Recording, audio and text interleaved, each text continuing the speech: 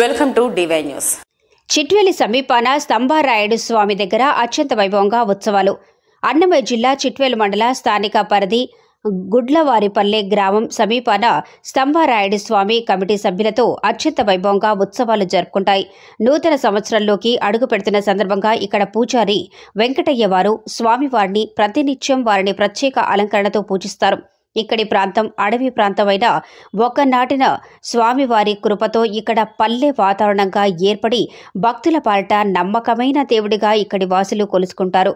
ఈ సందర్భంగా చిట్వేలు ప్రాంతంలోని గట్టుమీదిపల్లె వాసులు స్వామివారికి మన్నూరు వెంకటేశ్వరి ధర్మపత్ని వెంకట సుబ్బమ్మ కుమారుడు పవన్ జశ్వంత్ ఉద్యోగరీత్యా స్థిరపడినందున ఇక్కడికి వచ్చి మొక్కు తీర్చుకొని ఇక్కడకు వచ్చిన భక్తులకు మధ్యాహ్నం అన్నదాన కార్యక్రమం దాదాపు 3,000 మందికి వారి కుటుంబం చేయబడింది. అలాగే కర్నూలుకు చెందిన నాగరాజు స్వామివారికి వెండి కిరీటంగా 250 గ్రాములు చేయించటం జరిగింది. చుట్టుపక్కల గ్రామస్తులు వేలాది మందిగా వచ్చి భక్తులు వారి కోరికలు తీర్చుకుంటూ నూతన సంవత్సరంలోకి అడుగు పెడుతున్న సందర్భంగా ఆ దేవుని దర్శించుకున్నారు. అలాగే చెక్క భజనలు, కోలాటాలు, డప్పు వాయిద్యాలతో బహు సందడిగా కార్యక్రమం చేపట్టడం జరిగింది.